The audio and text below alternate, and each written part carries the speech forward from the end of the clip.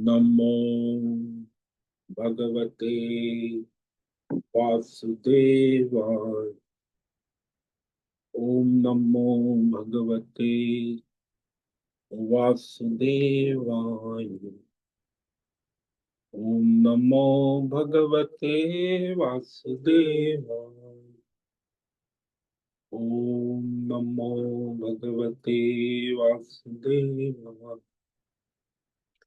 ओम नमो भगवते वासुदेवाय। ओम नमो भगवते वासुदेवाय। ओम नमो भगवते वासुदेवाय। ओम नमो भगवते वासुदेवाय। ओम नमो भगवते वासुदेवाय। ओम श्री परमात्मने नमो नमः।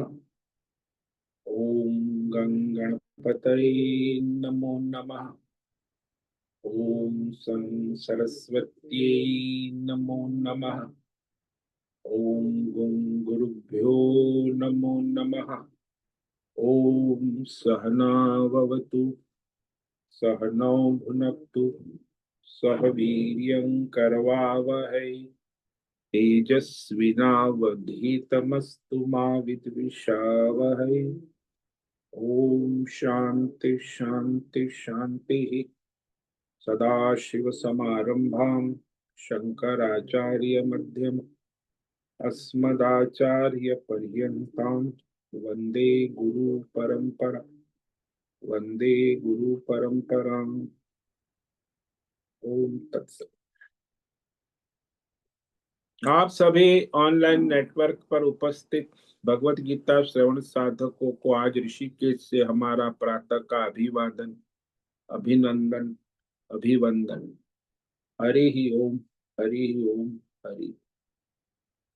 हम सबको आज का यह दिव्य दिन तन मन धन जन देश काल विषय वस्तु परिस्थिति अवस्थाएं व्यष्टि समष्टि अध्यात्म भौतिक दैविक क्षेत्र सभी को अपने अपने वर्तमान जन्म और पूर्व जन्मों में किए गए संचित सात्विक राजसी तामसी मिश्र सकाम निष्काम मिश्र धर्म धर्म मिश्र कर्मों के पके हुए फल स्वरूप में वर्तमान में आज सभी को अपने अपने प्रारब्ध अनुसार परमेश्वरीय अचिंत्य योग माया के माध्यम से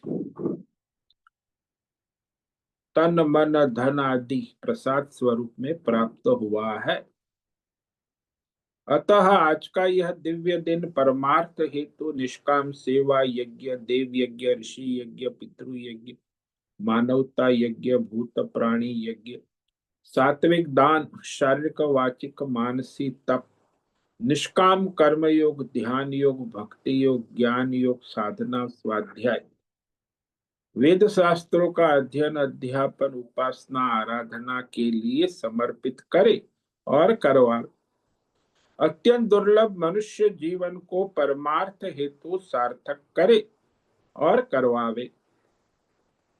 आज विक्रम संवत 2083 कार्तिक मास शुक्ल पक्ष की षष्ठी तिथि सुबह 7:59 तक है।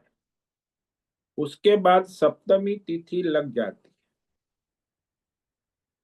आज है पूर्व आषाढ़ नक्षत्र जो दोपहर 3:44 तक है।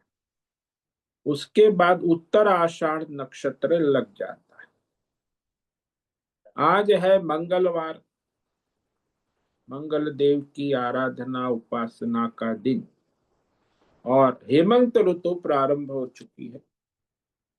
ऋषिकेश का रात्रि का सुबह का 4 बजे का न्यूनतम तापमान 13 डिग्री रहा है और दिन का दोपहर का 2 बजे का अधिकतम तापमान 28 डिग्री रहा। अभी 7 बजे 17 डिग्री तापमान है और वायु की गति 5-10 किलोमीटर प्रति घंटा चल रही। ईस्वी सन 2025, 28 अक्टूबर, 28 अक्टूबर 2025, सुबह के 6:50 हो रहे हैं। कलयुग का प्रथम चरण 5126वां वर्ष, 7वां वैवस्वत मनवंतर श्वेत वराह कल्प, ब्रह्मा जी का 26वां दिन और 51वां वर्ष अभी चल रहा है। तो ऐसे अनंत कोटि ब्रह्मांडीय परमेश्वरी अचिंत्य योग माया में हमारा यह एक ब्रह्मांड, और इस ब्रह्मांड में यह पृथ्वी लोक में समुद्र के ऊपर जम्बू द्वीप में विश्व का एकमात्र वैदिक राष्ट्र भारत में उत्तर हिमालय प्रांत में उत्तराखंड राज्य में टिहरी जिले हिमालयन शिवालिक पर्वतमाला के अंतर्गत मणिकूट पर्वत के ऊपर नीलकंठ महादेव के सामने ऋषिकेश नगरी में मुनि की रेती प्रांत में शीशम जाड़ी अवधूत बाड़ा आश्रम के सी ब्लॉक के पहले माले से 5 नंबर कमरे से गंगा किनारे से हम स्वामी उत्तमानंद सरस्वती भगवद गीता के आचार्य शिष्य स्वामी चिन्मयानंद सरस्वती महाराज चिन्मय मिश्र कवल्याद्वैत वेद व्यास भगवतपाद शंकराचार्य की श्रृंगेरी संन्यास परंपरा से शिक्षित दीक्षित सनातन वैदिक भारतीय हिंदू धर्मानुसार संपूर्ण भगवत गीता ज्ञान यज्ञ ऑनलाइन चैतन्यमय जीवंत लाइव प्रसारण के अंतर्गत व्याख्यान माला में अध्याय 13 जूम एवं यूट्यूब अंतर्गत श्लोक नंबर 7 से 11 तक अध्याय 13 सार दर्शन करें। संस्कृत एवं हिंदी में दिव्य पवित्र सरल व्यावहारिक सटीक पूर्ण वर्ण अक्षर पद वाक्य पंक्ति श्लोक अध्यायों की संगति संधि अन्वय शब्दार्थ वाक्यार्थ भावार्थ रहस्यार्थ तत्वार्थ के यथार्थ तात्पर्य सहित वैदिक शास्त्र वेद व्यास साहित्य शंकर भाष्य एवं परंपरागत 10 सन्यासी आचार्यों की टीका टिप्पणी सहित आज का यह भगवत गीता व्याख्यान करेंगे। कृपया आप सभी श्रद्धा भक्ति ध्यान से परिपूर्ण होकर के यह दिव्य श्रवण साधना करें। इसमें से कुछ ग्रहण करे, कुछ धारण करे, कुछ अपने जीवन में चरितार्थ करे और उसमें निरंतरता लाए। अपनी अपनी आध्यात्मिक भौतिक दैवी अशांति द्वंद्व मोह विक्षेपों से रहित होकर के अधार्मिक अशास्त्रीय परंपरागत भ्रम भ्रांतियों से रहित होकर के अपने अपने शरीर इंद्रिय प्राण मन वचन कर्म से एक रूप एकाग्र होकर के शुद्ध सात्विक सूक्ष्म भगवत विवेक बुद्धि करे। वेद शास्त्र एवं आचार्य परंपरा अनुसार विवेक करे और करवावे। पुनः पुनः इस व्याख्यान का श्रवण करे, मनन करे, चिंतन करे, लेखन करे, चर्चा विचारणा करे, प्रचार प्रसार करे, लिंक भेजे, ग्रुप में शेयर करे, अपना और सबका परम कल्याण करे और करवावे। ओम तत्सत। ओम ओम ओम।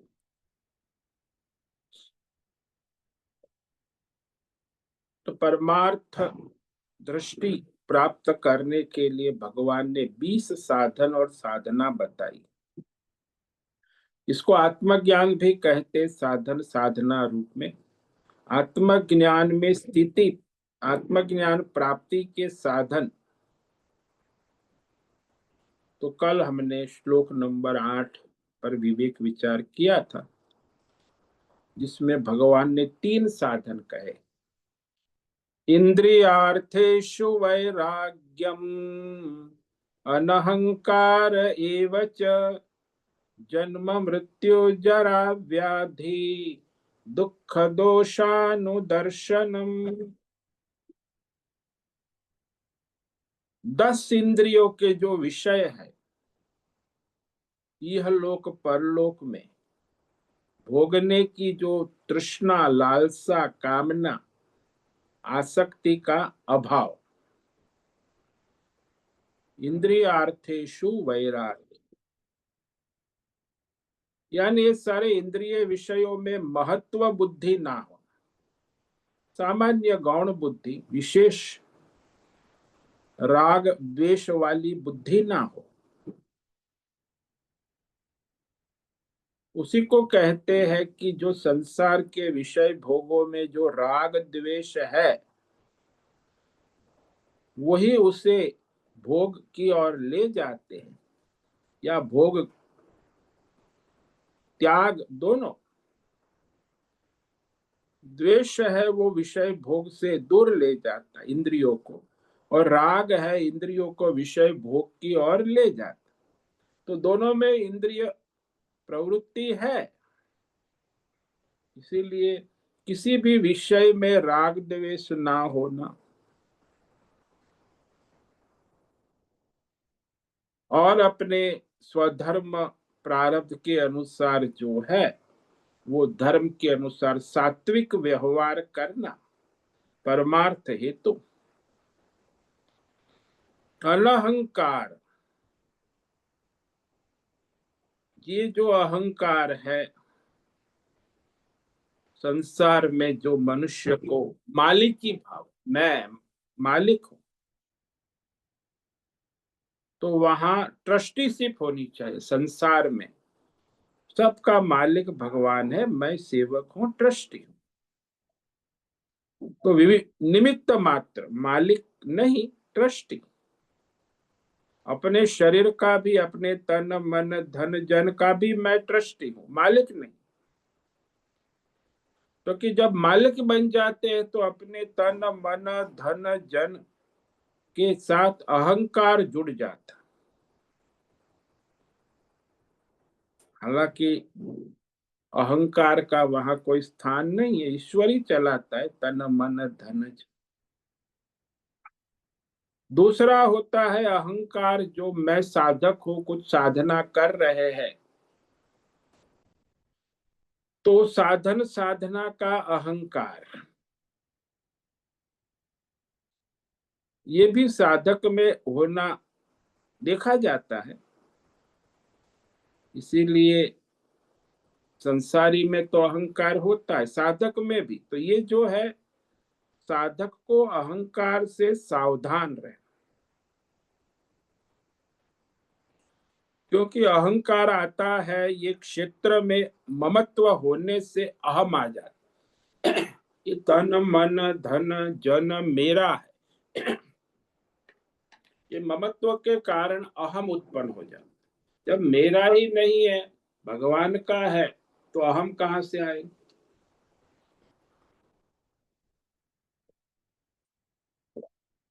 जो भी है प्रभु का प्रसाद है, तन मन धन जन, बस उसका हम ट्रस्टी है।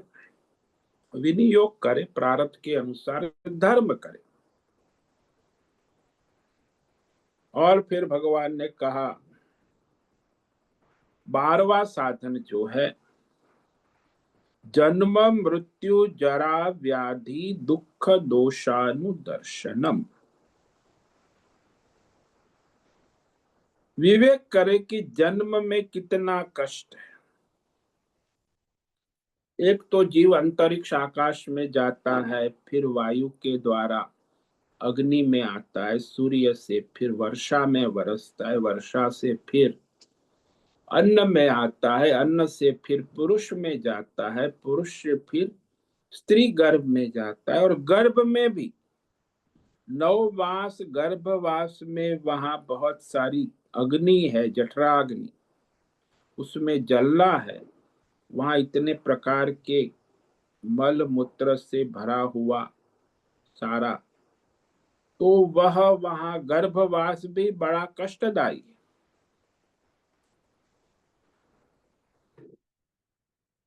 तो जन्म को सोचे कि ये मनुष्य जन्म कितना कष्ट से मिला, कष्टदायी। तो बार बार जन्म लेने से कितना कष्ट। फिर मृत्यु भी कष्टदायी, क्योंकि जब मृत्यु होती है तो नाड़ी प्राण सब तनाव में आ जाते, कष्ट देते, प्राण कष्ट देते हैं, नाड़ियां कष्ट देती है। और कहते हैं मृत्यु के समय बहुत ही कष्ट होता, जैसे 1000 बिच्छू एक साथ काट रहे हो, ऐसे उसकी कष्ट, दुख, तड़पन होती। इसलिए मृत्यु भी कष्टदायी है।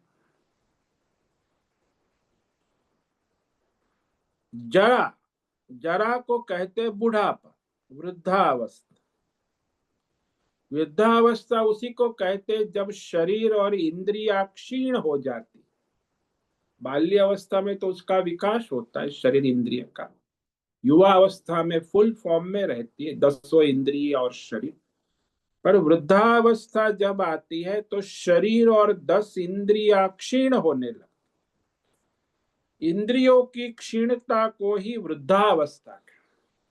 क्या वो इंद्रिया पहले जैसी कार्य करने में समर्थ नहीं, और फिर रोग भी आते हैं, व्याधि। तो इस प्रकार ये जो मनुष्य का जन्म से मरण तक की यात्रा है, उसमें कितने आध्यात्मिक भौतिक दैवी कष्ट दुख है।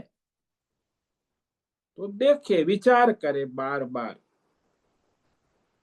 कि भाई ये सारे कष्ट दुख भोगते भोगते जीव जो है फिर पुनर्जन्म में आता है, तो फिर यही साइकिल, जन्म से मरण तक। और ये बार बार विवेक विचार करना आवश्यक कि जन्म, मरण और पुनर्जन्म, उसमें कष्ट दुख और दोष है। तो फिर वह शरीर से थोड़ा आसक्ति छूटती, असंग होते हैं। मोक्ष प्राप्ति का प्रयत्न करने के लिए मनुष्य तत्पर होता,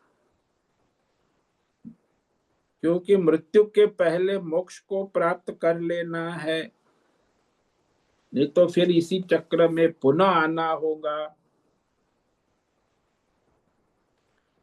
तो ये कहने के बाद अब आगे श्लोक में भगवान और 3 साधन बता। अशक्तिरनभिष्वङ्गः पुत्रदार गृहादिषु नित्यं च समचित्तत्वम् इष्टानिष्टोपपत्तिषु।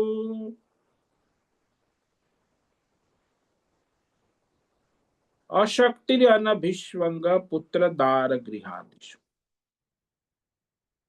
ये मनुष्य को संसार में जो है परिवार, पैसा, पद, प्रतिष्ठा, मकान, दुकान में बड़ी आसक्ति होती। हालांकि प्रारब्ध से मिला है, जो भी मिला है, परिवार, पैसा, पद, प्रतिष्ठा, मेडल, मकान, दुकान, जो भी है, उसमें ये मेरा नहीं है, प्रकृति का है, ईश्वर का है। ये मेरा है ऐसी वृत्ति का अभाव, उसी को आसक्ति कहते। आसक्ति जो है ना, चिपकना। तो सांसारिक वस्तु है तो मेरा, उसमें जो ममत्व होता है ना कि ये मेरा है, बोलते हैं ये मेरा बेटा है, ये मेरी पत्नी है, ये मेरा घर है, ये मेरा बिजनेस है, ये मेरा मेडल है, ये मेरी डिग्री है, डिग्रिया, मास्टर्स किया है, इंजीनियर किया है, डॉक्टर, ये सब जो है उसमें जो ममत्व है वो भले है, प्रारब्ध से मिला है जो है, लेकिन मेरा है ऐसा उसमें बुद्धि ना हो। प्रकृति का है, ईश्वर का है, मैं तो केवल सेवक हूं, ट्रस्टी हूं, मालिक नहीं। मालिक हो तो आसक्ति हो जाती। तो जैसे मनुष्य संसार में घूमने जाता है तो होटल आश्रम में 2-4 दिन हफ्ता रहता है, तो वहां उस होटल में आश्रम में ममत्व नहीं होता कि ये मेरा है। हाँ, लेकिन रहता है तब तक कहता है कि मैं 9 नंबर कमरे में हूँ, मेरा कमरा है। लेकिन वो जो 9 दिन रहता है, बाद में फिर वहां दूसरा आता है कोई, वो भी कहता है मेरा कमरा है, लेकिन उसको आसक्ति नहीं है। तो आश्रम है, होटल है, लेकिन उसमें ममत्व नहीं, उपयोग करता है। तो इसी प्रकार मनुष्य को जो है वो भगवान का है ऐसी बुद्धि होनी, प्रकृति का है। मेरा है ऐसी जो बुद्धि है ना, वही आसक्ति। इसलिए वो मेरा है, उसी के कारण मोह, ममत्व, और फिर उसी से चिपका रहता है। मेरा है, मेरा, अरे भाई मेरा तेरा क्या है? भगवान का है, प्रकृति का है। आप सेवक है, ट्रस्टी है, देखभाल करो, लेकिन मेरा है ये ममत्व जो है उसका अभाव होना आवश्यक, तभी परमार्थ हो सकता है। अनभिष्वंग, ये ममता जो है ना, परिवार, पैसा, पद, प्रतिष्ठा,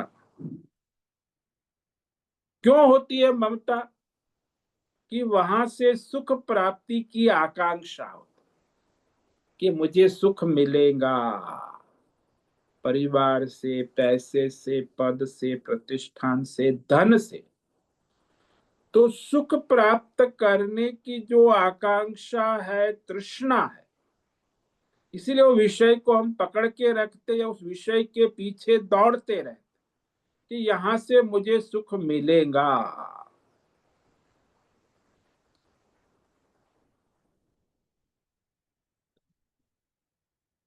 और ये जो सुख की आशा, तृष्णा है, सांसारिक विषय, वस्तु, घटना, व्यक्ति, परिस्थिति में प्रियता का आभास, इस सुख की आकांक्षा ही प्रियता का रूप धारण कर लेती।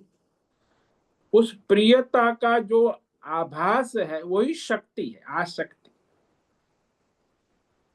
फिर कोई भी सांसारिक देश काल, विषय हो, व्यक्ति हो, वस्तु हो, घटना हो, व्यक्ति हो, परिस्थिति, तो प्रिय लगता है। क्यों?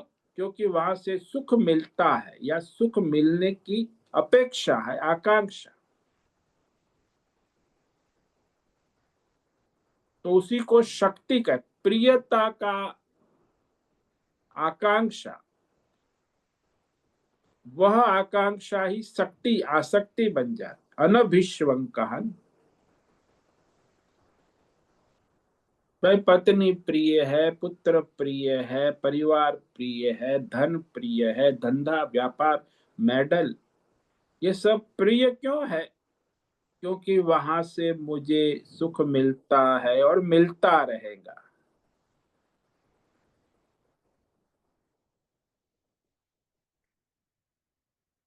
तो ये विवेक करना आवश्यक है कि जिस वस्तु में धनिष्ठ तादात्म्य हो जाता है, तो वहां ऐसा सोचना चाहे कि इसे मैं सुख देना चाहता, सुख लेने की आकांक्षा नहीं, सुख देने की, सेवा लेने की आकांक्षा नहीं, सेवा देने की भावना। तो वहां ममता नहीं हो, अनभिष्वंग आ जाए। ज्यादातर मनुष्य संसार में सुख प्राप्ति की आकांक्षा करता है, सेवा लेने की आकांक्षा।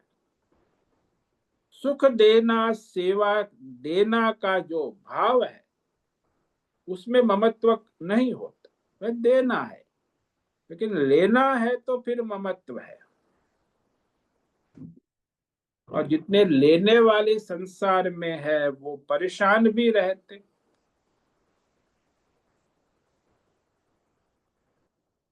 तो यहाँ जैसा देखा गया कि संसार में मनुष्य इस ममता के कारण उस संसार के विषयों की गुलामी करते, गुलाम बन जाते, पत्नी के गुलाम, पुत्र के गुलाम, परिवार के गुलाम, पैसे के गुलाम, धन मेडल के गुलाम, डिग्री के गुलाम, जॉब के गुलाम, गुलामी गुलाम।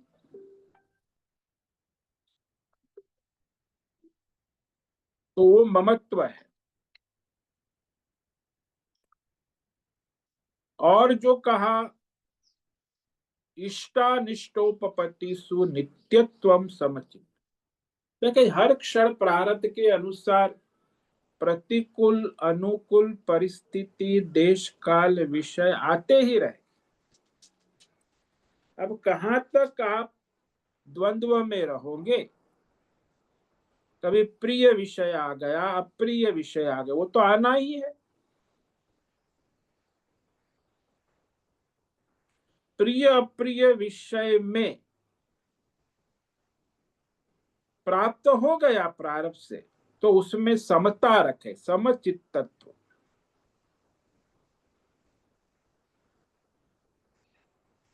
वो ठीक वैसे ही जैसे आकाश समत्व रखता है, वायु चलता है, अग्नि चलती है, जल चलता है, पृथ्वी चल, लेकिन आकाश जो है उसमें अनुकूलता प्रतिकूलता होने पर विचलित नहीं होता। इसीलिए निरंतर मनुष्य जो है अपने अज्ञान से, अपनी कामना से प्रिय अप्रिय विषयों में उलझा रहता। कौन सा विषय आपको प्रिय है? जो आपको सुख देता है, आपके अनुकूल है। और जो विषय आपको दुख देता है, कष्ट देता है, आपके प्रतिकूल है, वो अप्रिय है। और प्रिय अप्रिय का सबका एक नियम नहीं है, किसको अपनी कामना वासना के अनुसार प्रिय अप्रिय बदलता रहे। एक को यदि मिर्ची से सुख की कामना है तो मिर्ची उसे सुख देती है, प्रिय लगती। दूसरे को मिर्ची दुख देती है, अप्रिय लगती है। उसमें से उसे, क्योंकि उसे मिर्ची की वासना और कामना नहीं है। मिर्ची में कोई सुख दुख नहीं है, प्रिय अप्रिय नहीं, लेकिन वहां उसको जैसा है वैसा स्वीकार न कर, अपनी कामना वासना के अनुसार उसे स्वीकार कर। तो ये जो है समत्व रखना आवश्यक। प्रत्येक विषय आएंगे, एक तो बाहर जो विषय है और एक दूसरा हमारे अंदर उसके संचित संस्कार है, प्रियता के संचित संस्कार, इसलिए वो विषय प्रिय लगता है। और अप्रियता के संचित संस्कार है पूर्व जन्म के, इस जन्म। तो विषय तो आएगा, लेकिन हमारे संस्कार के अनुसार वो विषय हमें प्रिय अप्रिय लगता है, सुखी दुखी हो जाते। तो उसमें जो यथार्थ विवेक रखना, जो है जैसा है वैसा उसे स्वीकार कर, इसे कहते समचित्तत्व।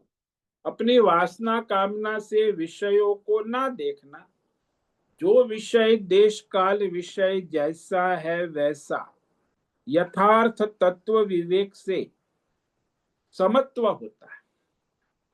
यदि यथार्थ तत्व विवेक नहीं है तो विषमता आ ही जाएगी। समत्व का अर्थ है कि जो वस्तु जैसी है वैसी यथार्थ विवेक पूर्वक उसे स्वीकार कर, कि भाई ये ऐसा है, ये गधा है तो बस गधा है।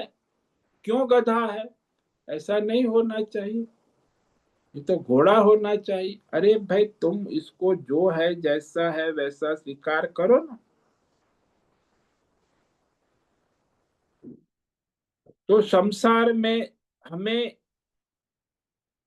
जो भी विषय प्रिय अप्रिय लगता है, उसका कारण हमारी कामना है, वासना है, इच्छाएं है, अपेक्षाएं है। यदि हमें कोई कामना, वासना, इच्छा, अपेक्षा नहीं है तो कोई विषय प्रिय अप्रिय नहीं है, जो है जैसा है।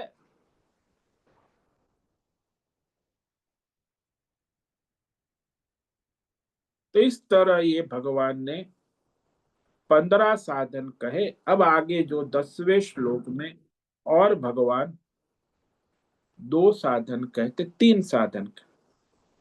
ये परमार्थ के साधन साधना है।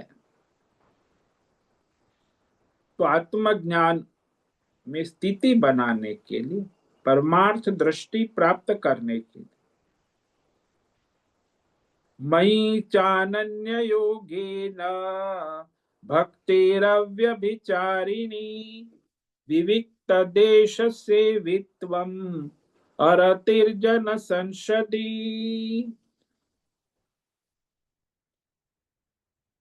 मयि यानी परमात्मा, परमात्मा में अनन्य योगेन अव्यभिचारिणी भक्ति ही।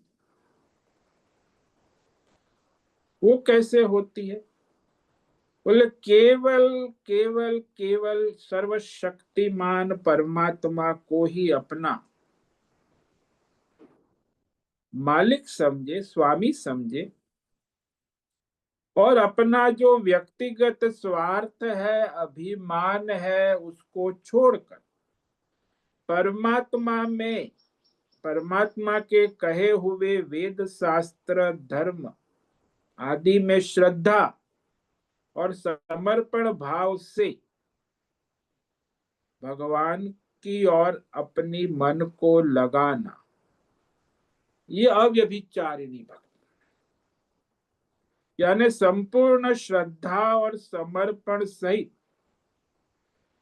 परमात्मा और परमात्मा ने कहे हुए शास्त्र को अपने जीवन में धारण कर। क्योंकि सबसे बड़ी समस्या ये है कि अपना जो स्वार्थ है, कामना है, अहंकार है, ये हमें परमार्थ से जुड़ने नहीं दे। जब कोई स्वार्थ नहीं है, कामना नहीं है, अभिमान अहंकार नहीं है, तो वह श्रद्धा और भक्ति समर्पण हो जाता है। आप देखते हो संसार में मनुष्य जो है, वो ज्यादातर मनुष्य अपने स्वार्थ में डूबे रहते हैं, अपने अहंकार में डूबे रहते हैं, और उसके कारण उनकी कहीं श्रद्धा बनती नहीं संसार में। अपने में स्वयं में भी श्रद्धा नहीं होती, दूसरे में तो क्या हो। तो ये विवेक करना कि परमेश्वर परमात्मा से बढ़कर और कुछ भी नहीं, और वही हमारी परम गति है।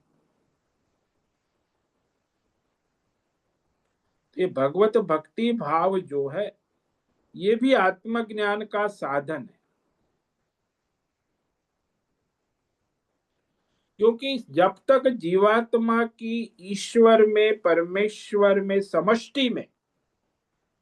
समष्टि कहो, ईश्वर कहो, अनन्य भक्ति नहीं होती है, तब तक वो जीवात्मा अपनी अहम बुद्धि, देहात्मा बुद्धि, संसार बंधन में से छूट नहीं सकता। तो ज्यादातर मनुष्य अपना मैं और मेरा, अरे भाई ये सब है, कुछ सबके साथ जोड़ो ना। समष्टि, समष्टि भी ईश्वर है। समष्टि की सेवा करो, ईश्वर की सेवा करो। वो समष्टि और ईश्वर से जुड़ने से क्या होता है कि अपना अहम मम छूट जाता। नहीं तो अहम मम में ज्यादातर देखता हूँ साधक भी 90% मैं और मेरा। अरे भाई हम, हमारा, सबका समष्टि भाव होना चाहिए, ईश्वर भाव होना चाहिए, तभी तो ईश्वर भाव आएगा। अब आप मैं और मेरे में डूबे हो, समष्टि भाव भी नहीं है, तो ईश्वर भाव कहाँ से? ईश्वर तो आएगा ही नहीं। जे लोग अत्यंत जीव भाव में है, देहात्म बुद्धि वाले हैं, वो बस मैं और मेरा परिवार, मेरा पैसा, मेरा पद प्रतिष्ठान, मेरा नाम, इसी में दिन रात डूबे रहते हैं। अरे भाई, मैं को छोड़ो, मेरा छोड़ो, हम है, सब है। ईश्वर के साथ जुड़ना है तो फिर सबसे जुड़ना होगा, तो सब जगह ईश्वर है। इसीलिए ये भक्ति जो है वो समष्टि से जुड़ने की साधना है। व्यष्टि से समष्टि और समष्टि से परमेष्टि, वही भी भक्ति है। अरे भक्ति का मतलब ये मत समझना समष्टि यानी देश भक्ति, देश भक्ति हम नहीं कह रहे। समष्टि यानी सारा प्रकृति, ईश्वर, सब देवी देवता, सारा संसार, चींटी से लेके ब्रह्मा विष्णु महेश, ये सब मेरा परिवार है, ये सब ईश्वर का है। समष्टि से जुड़ने वाली भक्ति, तो वह उसे परमात्मा की ओर ले जाती और अव्यभिचारिणी हो जाती है ना। व्यभिचारिणी क्या है कि मैं और मेरा, यही व्यभिचार है।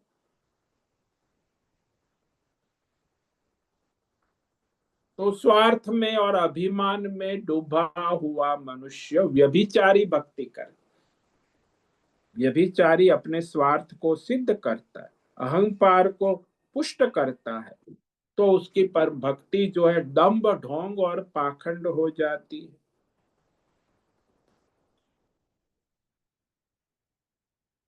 और जो भगवान ने कहा उस अनुसार अपना स्वधर्म करना और सबका भला करना, ये भक्ति का मार्ग है। और वह मनुष्य जब परमार्थ में लगता है, उसमें श्रद्धा और समर्पण आवश्यक है। भक्ति में ईश्वर से जुड़ते हैं लेकिन श्रद्धा और समर्पण नहीं होता। वो भी अटल अचल श्रद्धा, निश्चयात्मक बुद्धि, समर्पण हो तो फिर भगवत दृष्टि प्राप्त होती। भगवान से जुड़ने में भी, तो संसार में भी किसी से जुड़ना है तो उसके प्रति श्रद्धा भक्ति समर्पण हो तो जुड़ सकते, नहीं तो नहीं जुड़ सकते। मनुष्य से जुड़ने में श्रद्धा भक्ति चाहिए तो भगवान से जुड़ने में तो चाहिए। और फिर कहा, जब इस प्रकार भक्ति होती है तो फिर बाद में कहा विविक्त देश से, एकांत स्थान में, पवित्र स्थान में रहने का स्वभाव बना। क्योंकि जहां बहुत सारे संसारी लोग, विषयासक्त मनुष्य समुदाय है, वहां आपके परमार्थ में बाधा उत्पन्न, इसलिए भगवान ने साथ में ले लिया। विविक्त देश सेवित्वम जन संसदी अरति, क्योंकि अभी सारे विषयासक्त संसारी मनुष्य शहरों में, समाज में जो रहते हैं, तो उनके बीच में रहकर आप भी वैसे ही रजोगुण तमोगुण में दौड़ते रहेंगे। प्राकृत मनुष्य है या विकृत समाज है, ज्यादातर तो संस्कृत लोग बहुत कम होते हैं। भौतिकवादी, जड़वादी, भोगवादी लोग के बीच में रहने से हमें भी उसका प्रभाव पड़ता है। तो वहां रहने का कारण एक होता है लोकेशना, सब लोग मेरी ओर देखे, अच्छा लगे, लोकेशना को छोड़ना हो। और वहां जो मनुष्य समुदाय है वो सब है रजोगुणी तमोगुणी है, सत्वगुणी तो बहुत कम होते हैं। इसीलिए सात्विक एकांत स्थान में रहना आवश्यक।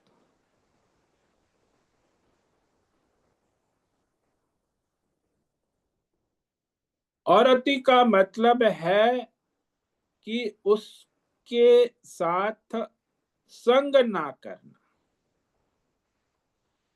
क्योंकि असत संसार में लगे हुए, असत संसारी विषय भोग में लगे हुए का संग करोगे तो तुम्हें भी उसका संग चढ़ेगा, रंग चढ़ेगा। तो जो सत्संग है, परमार्थी है, उसका संग।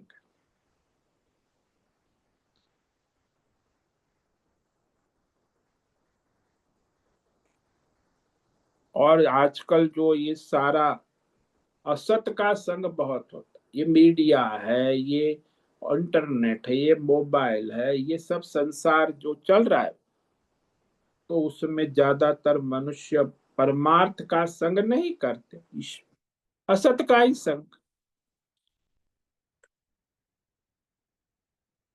तो उसमें मन को हटाना और परमार्थ में लगाना। तो ये कहने के बाद अब भगवान अंतिम साधन कह रहे हैं, दो साधन। तो ये क्रम से 20 साधन है, ये अंतिम साधन है।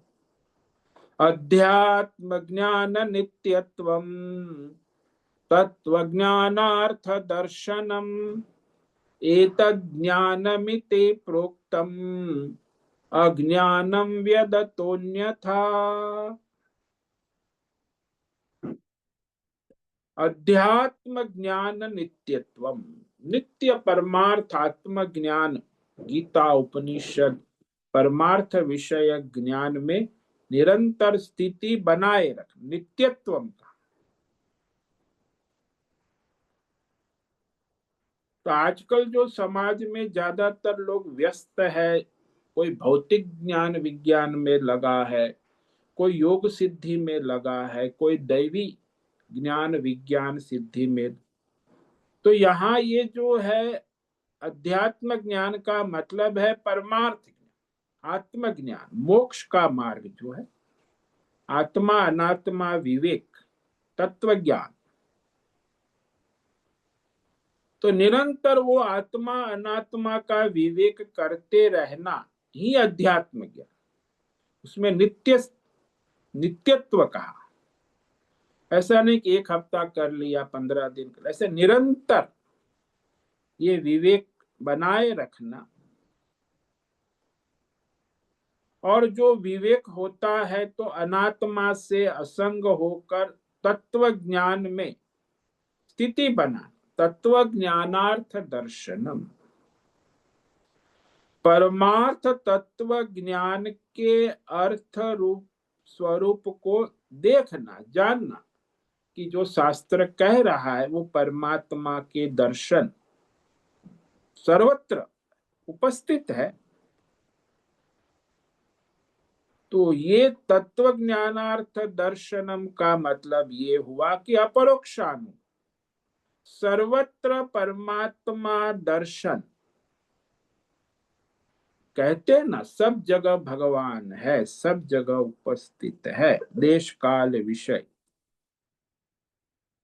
तो वह यदि सर्वत्र भगवत दर्शन हो रहा है तो मोक्ष है, वही मुक्ति।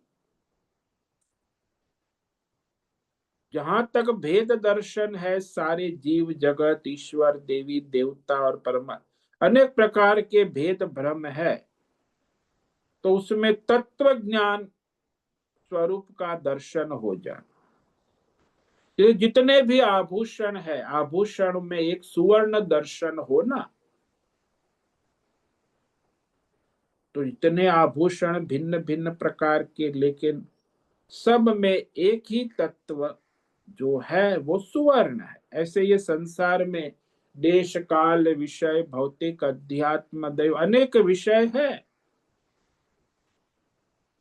वो माया से प्रतीत हो रहे हैं, और वहां केवल परमात्मा ही है।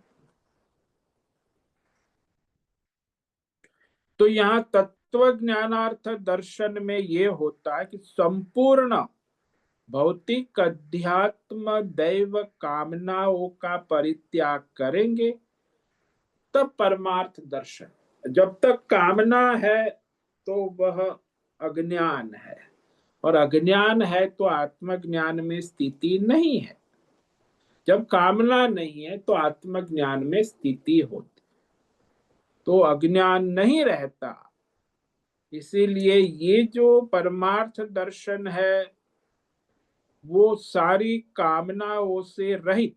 भगवान ने भी कहा ना, आत्मज्ञानी कौन है, दूसरे अध्याय में, प्रजाहाति यदा कामान सर्वान पार्थ मनोगतान आत्मन्येवात्मना तुष्ट स्थित प्रज्ञ। भाई कौन आत्मज्ञानी है, परमार्थ में स्थित है, जब वो अपनी सारी भौतिक अध्यात्म दैविक कामनाओं का परित्याग कर संपूर्ण कामनाओं अपने आत्म स्वरूप से परमात्मा में स्थित हो जाता है, तभी वो स्थित प्रज्ञ कहा जाए। जब तक एक भी कामना है, भौतिक हो अध्यात्म हो दैव हो, तो परमार्थ में स्थिति नहीं बनती। इस प्रकार ये भगवान ने साधन साधना बनी, इसी को आत्मज्ञान भी कहा, और इससे उल्टा उसको अज्ञान कहा। जैसे जितने भी साधन बताए उससे उल्टा चले जाओ तो जो अज्ञान है, उल्टा क्या है, मानित्वम दंभित्वम, आप सब जगह संसार में देखते हो, अशांति, क्षमा न करना, अनार्जवम, आचार्य की उपासना न करना, अपवित्रता, अस्थिरता, हिंसा, विषयासक्ति, अहंकार, जन्म मृत्यु जरा को मानना, आसक्ति रखना, पुत्र ग्रह द्वार में, और हमेशा संसार के विषयों से सुखी दुखी होते रहना, अनुकूल भगवान में श्रद्धा समर्पण भक्ति का अभाव, अविनय और अध्यात्म ज्ञान में कोई रुचि ना होना। तो इस तरह ये 20 साधन से उल्टा जो मनुष्य कर रहा है संसार में, इसीलिए वो अज्ञान के अंधेरे में ही रहता है। तो यहाँ वो उल्टा करना छोड़कर सीधा भगवान ने जो कहा ऐसे साधन करना, और ये अमानित्वम अदम्भित्वम अहिंसा क्षांति आर्जवम आचार्योपासनम शौचम स्थैर्यम आत्मविनिग्रह इंद्रियार्थेषु वैराग्यम अनहंकार एवच अनभिष्वंग पुत्रदार गृहादिषु नित्यं च सत समचित्तत्वम इष्टानिष्टोपपत्ति मयि चानन्य योगेन भक्तिरव्यभिचारिणी विविक्त देश सेवित्वम अरतिर्जन संस अध्यात्म ज्ञान नित्यत्वम तत्व ज्ञानार्थ दर्शन एतद ज्ञानम इति प्रोक्तम अज्ञानम यदतु। तो ये आत्म ज्ञान का रास्ता है, मार्ग है। इस मार्ग पर चलकर वो परम धाम परमात्मा तक पहुंचा जाता है। तो इससे विपरीत यदि है तो संसार माया का मार्ग है, तो उसमें मनुष्य भटकता रहता है।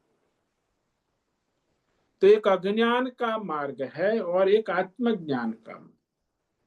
तो देखा जाता है ज्यादातर संसार में 99% लोग इस अज्ञान के मार्ग में ही दौड़ते रहते, समझता है कि अज्ञान से हमें सुख मिल जाएगा, पूर्णता मिल जाएगी, लेकिन वो तो अज्ञान है, इसीलिए कामना उत्पन्न करता रहेगा और संसार बंधन में बांधता रहेगा। ये आत्मज्ञान है, वही संसार के बंधन से छूटने का साधन और साधना है। और इसी का अभ्यास करे, क्योंकि सबके जीवन में कुछ न कुछ साधन तो होते ही है।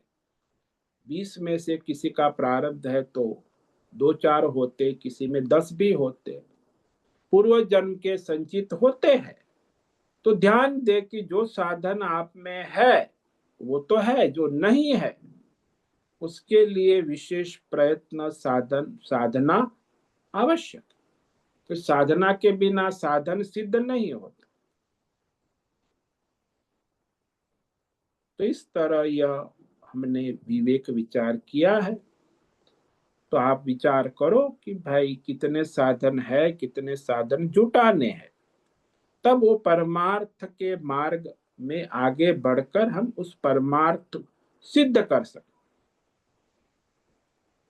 क्योंकि परमार्थ में सबसे बड़ी बाधा ये अज्ञान है, और अज्ञान से उत्पन्न अपूर्णता, अपूर्णता से उत्पन्न अहंकार, और अहंकार से उत्पन्न कामनाएं, भौतिक अध्यात्म दैव, और कामना को पूर्ति करने के लिए कर्म उपासना, और कर्म उपासना के परिणाम फल। बस ये संसार चक्र में मनुष्य बंध जाता है। अब उसे काटना है तो कहां से काटोगे? बोले चक्र को काटना है तो ज्ञान से कटे। अज्ञान को ज्ञान से काट दिया तो फिर वह संसार चक्र कट जाता। तो 20 साधन है जो इस संसार बंधन को काटने का साधन है, साधना है। ओम नमो नारायणाय, ओम नमो नारायणाय, ओम नमो नारायणाय, ओम नमो नारायणाय, ओम नमो नारायणाय। कायेन वाचा मनसेन्द्रियैर्वा बुद्ध्यात्मना वा प्रकृते स्वभाव करोमि यद्यत् सकलं परस्मै नारायणायेति समर्पयामि। ओम सर्वे भवन्तु सुखिनः, सर्वे सन्तु निरामयाः, सर्वे भद्राणि पश्यन्तु, मा कश्चित् दुःखमाप्नुयात्, अस्तु मा सद्गमय, तमसो मा ज्योतिर्गमय, मृत्योर्मामृतम्। ओम पूर्णमद पूर्णमिदं पूर्णात् पूर्णमुदच्यते पूर्णस्य पूर्णमादाय पूर्णमेवावशिष्यते। ओम शांति शांति शांति। शंकरं शंकराचार्यं केशवं बादरायणं सूत्र भाष्य कृतौ वंदे भगवन्तौ पुनः पुनः। ईश्वरो गुरुरात्मेति मूर्ति भेद विभाग व्योमवद्व्याप्तदेहाय दक्षिणामूर्तये नमो नमः। ओम गुं गुरुभ्यो नमो नमः। ओम तत्सत् ब्रह्मार्पणमस्तु। ओम ओम ओम।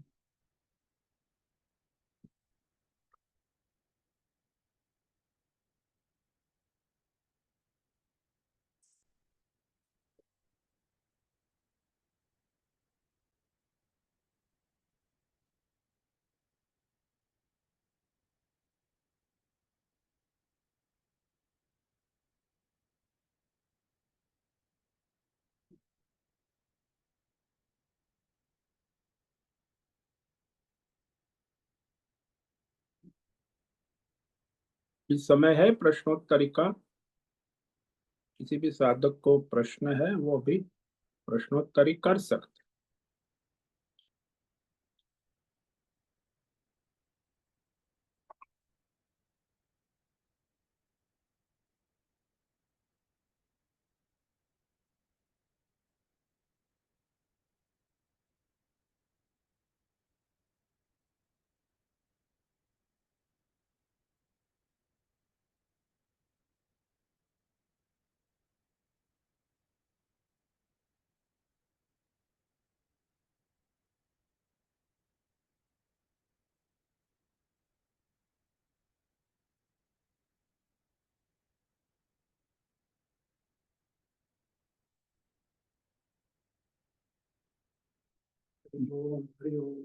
हाँ, ये जो अज्ञान है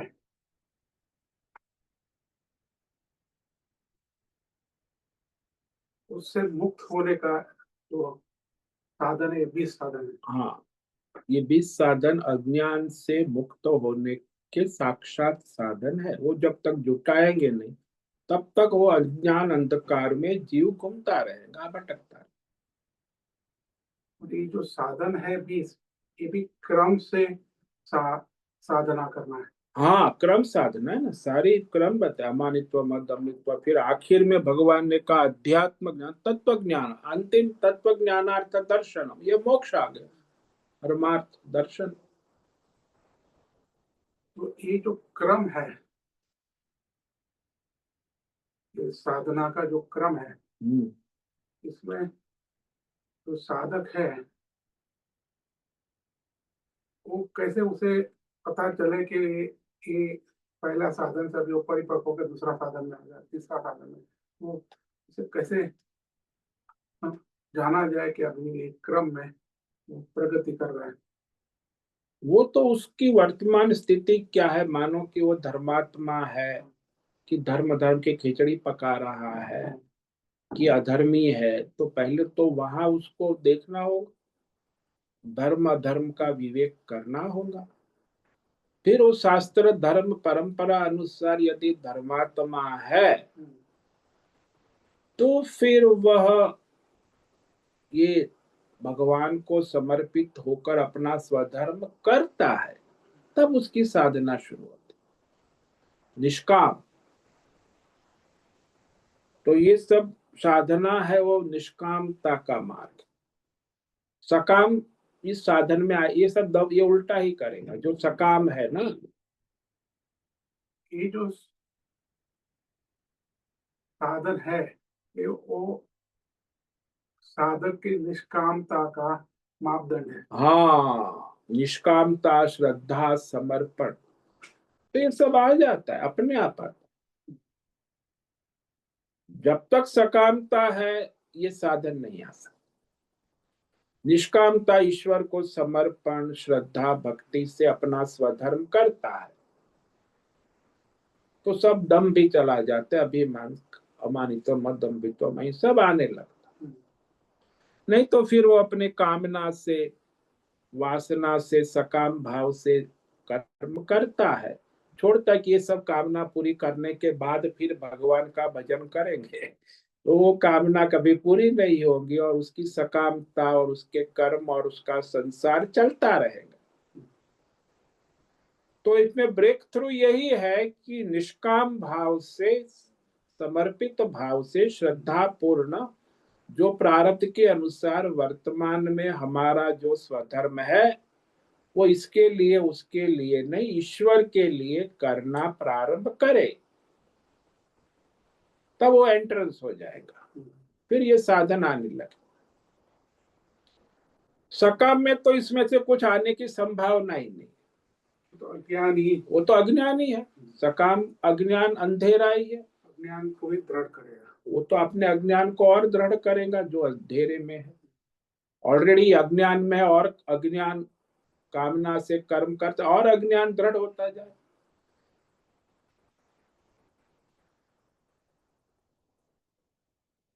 ये सारा जो है वो जब तक मनुष्य अपनी व्यष्टि, समष्टि और परमेष्टि, तो व्यष्टि समष्टि के मोह में पड़ा है तो परमेष्टि को समर्पित नहीं हो। कई लोग समर्पित होते, मैं देखता हूं कि वो व्यष्टि है तो व्यष्टि को समर्पित। व्यष्टि क्या है भाई, वो पति है पत्नी को समर्पित है, पत्नी है पति को, ये व्यष्टि हो गए, ईश्वर को तो समर्पित है नहीं। फिर वो आगे चलेगा तो थोड़ा के ने वो देश को समर्पित है तो समष्टि को समर्पित हो, देश को समर्पित है, कई देश लोग समर्पित है लेकिन वो भी ईश्वर को समर्पित नहीं है। तो अपने जो ईश्वर है, जो सगुण रूप से हम जिसको कहते सगुण ईश्वर को तो पहले समर्पित हो, जो हमारे राम है, कृष्ण है, शिव है, देवी है, गणेश है, जो भी आपके इष्ट देव, उसको पूर्ण। लेकिन उसके पास जाते तो भी वहां कामना लेके जाते हैं, समर्पण लेके नहीं जाते। हे शिव जी मेरी मनोकामना पूर्ण करो, हे कृष्ण हे भगवान मेरी मनो, अरे भाई फिर आप तो अंधेरे में ही रहोगे।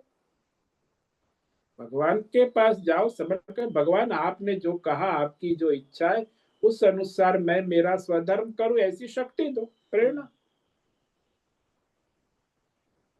नहीं नहीं, भगवान आप मेरी मनोकामनाएं पूर्ण करो। अरे फिर तो आप तो उसी में पड़े रहे। कभी ऐसा नहीं कहता भक्त कि भगवान आप जो कहे, आपकी इच्छा के अनुसार मैं चलूंगा। नहीं, आप मेरी इच्छा के अनुसार मेरी इच्छा पूरी करे तो मैं मानूंगा आपको भगवान, नहीं तो आप भगवान किस काम के? तो ये तो अज्ञान अंधेरा ही है। जैसे लोग दूसरे यहाँ संसार में अपने मनुष्यों के पास अपनी कामना पूर्ण करने रिश्तेदारी में जाते हैं, वो रिश्तेदारी करते, अपनी कामना पूरी करते हैं।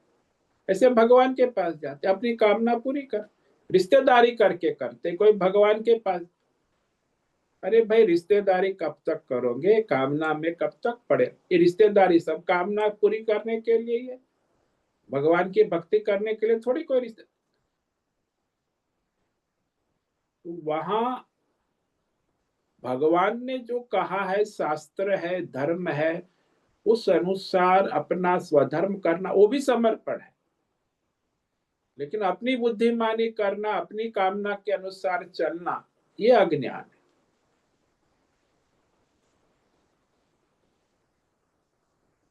व्यष्टि का दबदबा इतना।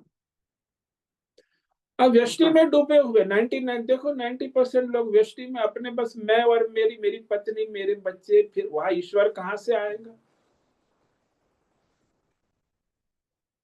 या तो समष्टि में डूबे, कोई देश के चक्कर में, या प्रकृति एनजीओ वाले। ईश्वर को अपने सेवक बना के रखते, वो कहते हैं ईश्वर हम, ईश्वर का सेवक नहीं बनते। ईश्वर का सेवक नहीं बनना है। ईश्वर हमारी सेवा करे, हमारी मनोकामना पूर्ण करे, फिर वो समष्टि हो या व्यष्टि हो। तो ये व्यष्टि समष्टि कामनाओं से मुक्त हो। समष्टि कामना सूक्ष्म है, व्यष्टि कामना भी सूक्ष्म है। तो आप अपनी व्यष्टि कामना से बाहर नहीं निकले, और समष्टि दोनों खिचड़ी बनी हुई है ना। मनुष्य के अंदर व्यष्टि समष्टि कामनाओं, तो वो भगवान के ऊपर छोड़ दे कि जो भगवान चाहे वैसे होता है व्यष्टि समष्टि में। तो मैं अब भगवान की सेवा में लगू ना, कब तक वो व्यष्टि समष्टि के चक्कर में रहोगे?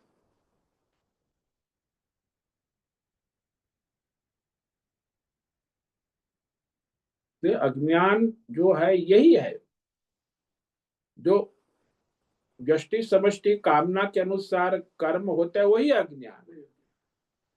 और व्यष्टि समष्टि कामना से रहित ईश्वर ने जो कहा है, धर्म शास्त्र ईश्वर के आदेश अनुसार स्वधर्म करना, तो निष्कामता आ गई।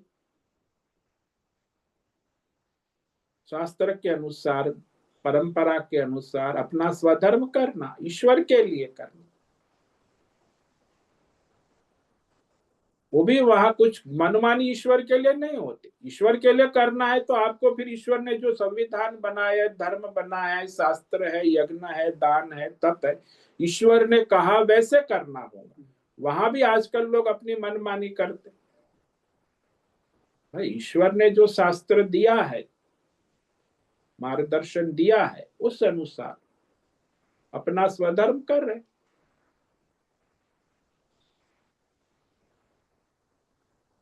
मार्ग दिखाया है ईश्वर ने। हाँ, शास्त्र खुला, हमारी गीता देखो, भगवान मार्गदर्शन कर रहे हैं। हमारा वेद है, शास्त्र है, भागवत है, राम जी स्वयं जीवन के द्वारा, अपने जीवन चरित्र के द्वारा मार्गदर्शन कर रहे हैं। कृष्ण भगवान मार्गदर्शन कर, क्या उस मार्ग पे आप चलते हो? खाली सुनते हैं कथा, लेकिन सुनने से क्या होगा? समझते हैं, समझने से भी क्या, करते क्या हो? भगवान राम ने ऐसा किया, तुमने क्या किया? तो फिर वहां वो मनुष्य अज्ञान के अंधेरे में ही रहता, भगवान होते हुए भी। हाँ सर, ठीक है।